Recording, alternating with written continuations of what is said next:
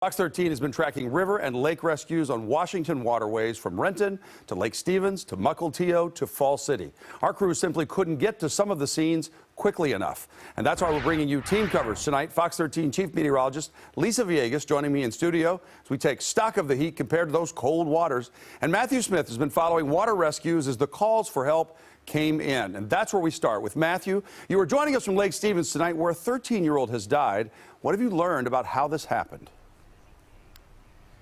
Well, 3 kids out on the water. This was supposed to be a great day out here at Lake Stevens. In the end, Good Samaritans grabbed 2 out of the water. CPR was attempted. A 12-year-old and 2 teens all rushed to the hospital. By the time the dust settled, we know that a 13-year-old boy has died, while a 12-year-old boy and a 15-year-old girl are in critical condition in the hospital tonight. Now, a lot of people were out here. Parents saw the commotion. They're telling us this is the thing they fear the most.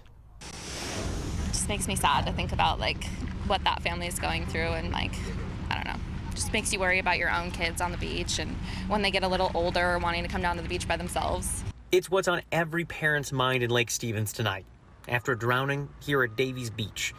After today's drowning, the place emptied out, but crews tell me that more than 100 people were crammed into this ring, making it hard for people to realize the drowning was even happening.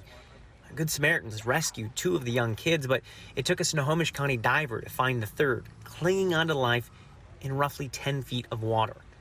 No lifeguard on duty, and none of them wearing life jackets. An adult dropped them off to enjoy a day at the park, and there was no supervision for these adolescents when they went in the water. I can't stress enough how important these life jacket is to wear, especially in this weather. It's beautiful right now. It's 80, 90 degrees out, but that water is absolutely bone-chilling cold. It will suck the energy out.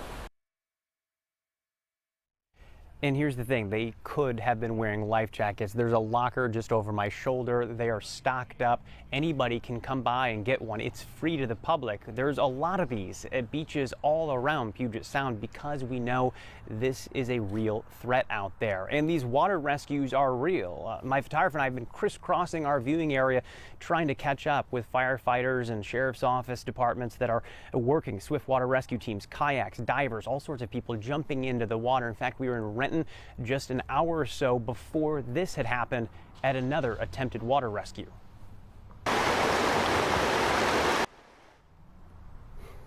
And you hear that sound, that's the Cedar River as it runs near Ron Regis Park in Renton, the scene of that other attempted water rescue. That one ending in a much better place, but it was still truly scary. A total of 6 people were in the water. A Good Samaritan was able to help 2 people out, but I'm told it took a rescue team on a kayak to track down and save a 3rd person. The others all got out on their own. It comes just one day after some of these same rescue crews were out trying to rescue a man on the Green River Gorge that is believed to have also drowned. Look at our warnings to make sure that you know your abilities and don't overdo in the water what you can as far as swimming. Know what the water is. Obviously, there's a lot of differences between lakes and rivers. The rivers are running fast right now. They're also really cold.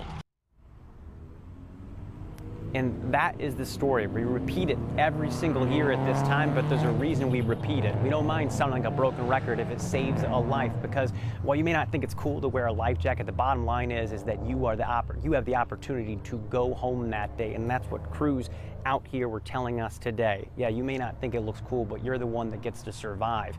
It's a cold reality after a very difficult weekend of water rescue, some that worked and some, like in this case, failed. We're live in Lake Stevens. I'm Matthew Smith, Fox 13 News. Matthew, thank you.